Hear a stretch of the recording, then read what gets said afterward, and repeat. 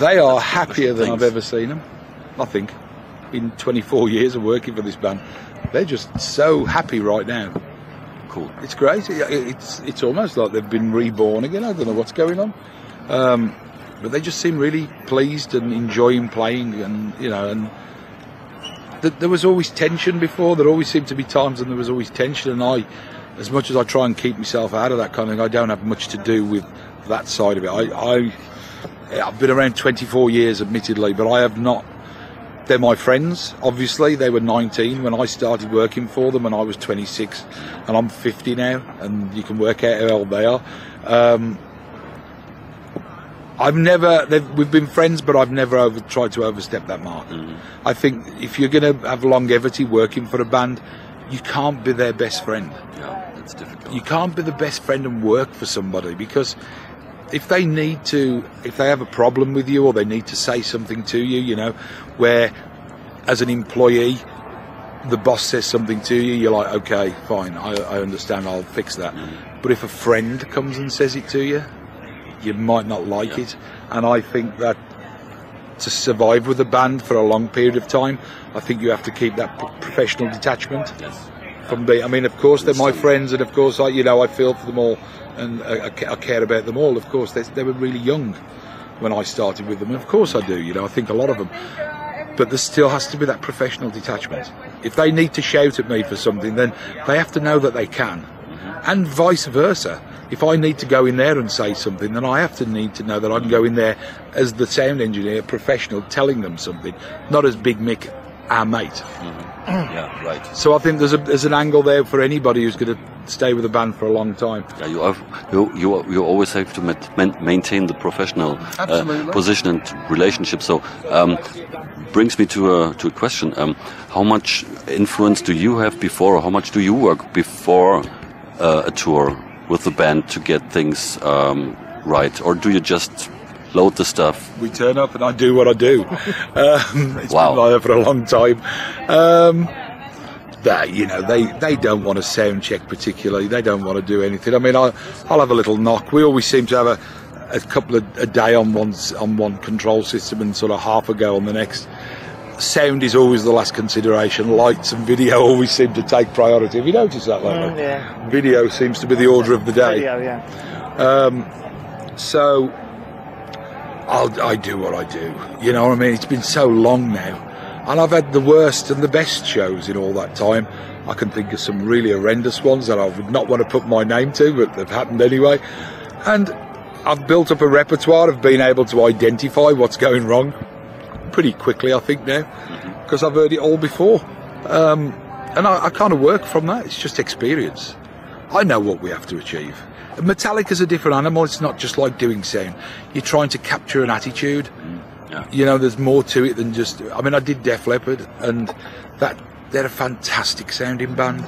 Fantastic. But it's rock music. And you're not trying to particularly lay down an attitude. You're just purveying their music with all its brilliant harmonies or whatever, and great guitar parts. Metallica's further than that. There has to be that certain anguish about it when people have to feel Metallica to enjoy Metallica. And this is something we've learned, over many, many years. We've just gone on from that. I did Led Zeppelin, the show at the O2, and I tried to approach that with a Metallica point of view at first. Didn't quite go down that well, actually. No. I can't see that working for Roy. No, it didn't, no. And it certainly, the drum sound wasn't quite what was first wanted. So, once I'd gated it and compressed it and excited it and tweaked about with it and whatever, made it crushing, it weren't quite Led Zeppelin. Yeah. A bit more open. Yeah, it wanted to be a bit... So all the gates had to go and all that. So, it was great for me to do that, actually, because it kind of opened up the doors again. I kind of got in a bit of a one-track mind, So... you can't help that if you do the same gig all the time. Well, exactly, yeah, it is true. I guess... I did Slipknot. I don't do that many bands. I've never really punted myself around looking for work or anything. I enjoy home time a lot. I hate work time. as probably everybody else out there does, and everybody's probably cringing who's watching you going, yeah, but you got such a cool job. No, I don't think it's the work time. The work time's fine. It's the getting to work. Oh yeah, that's probably fair actually. That's the bit if that I could really just counts. mix all the time, Yes. then that would be okay.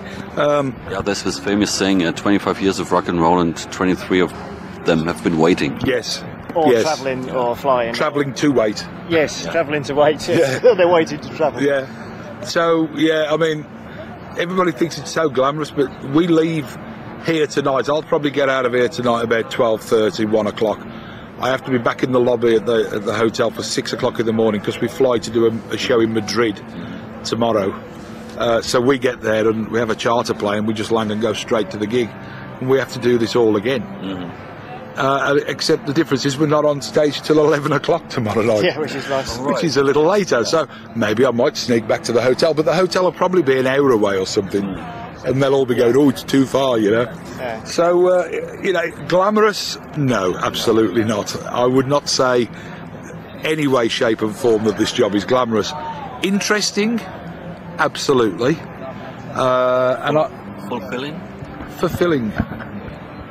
What do you think? What do you feel if you're at the desk and on the tower, and I don't know, 60, 80,000 people go crazy about the things you have under your fingertips? I mean, yeah, it's weird, isn't it? Although, you know, yeah, but you have the same thing. And you're listening to other stuff. You're going. Yeah, but I know where you're coming from. Yeah, I know you are. But the bottom line of it is, I used to go to gigs when I was younger. And I used to think, I want to be that guy doing that. That looks really interesting, that does. And I had an instant kind of liking for that kind of vibe. So, and I'm like, well, all right, then I'm going to do that. And I want to at least do my hometown NEC, where I live in Birmingham. I thought if I get there, that'd be fucking great. I will. To the NEC, you know what I mean? Fantastic. And then all of a sudden that kind of happened. And it kind of came with a whimper almost, I suppose, and just came and went. And I'm like, oh shit, well that's one goal reached. And then it's like, well, it'd be nice to do really big gigs, to have a go at least and see if I can do it, because that's all it ever is. Can I do this, you know? Yeah.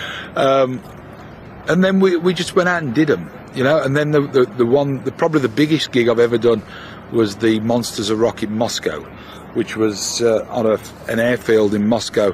And we had 1.5 megawatts of PA. Couldn't wait to get the kick drum on. It was like, I started off, did all my vocals on started on my overheads, all my ambience. So I always do my ambient mics first.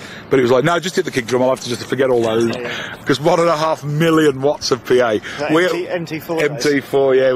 And we had every MT4 box in the Northern Hemisphere, I believe. All in Russia. And it was just, I mean, I flew out to check the delays in a helicopter. No. Because the delays was like 1.5 miles away. They said there was going to be 1 million people there. And I don't know how many there was, but there was a lot. I mean, a lot. Moscow, yeah. And it was a free gig. It was AC/DC, Metallica, Black Crowes, and there was some other bands. She couldn't remember, because they were all great bands. And it was a fantastic lineup, and it was free. When was that? 1991, something like that. Time Warner paid for it all. And so how came the kick drum about when you opened it? It was fantastic. It was fantastic. I mean, it's like, yeah, because the sound's happening so far away as well. It's going all that way. It's just phenomenal there's like an air movement. It's like you are creating your own wind. Yes. So it was fantastic fun.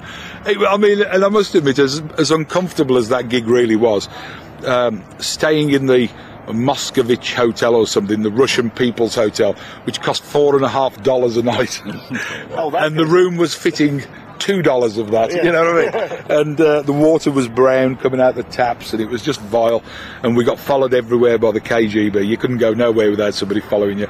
It was pretty funny, and it was uncomfortable, but that was really, in my mind, I remember that. You pushed the fader up on Channel 1.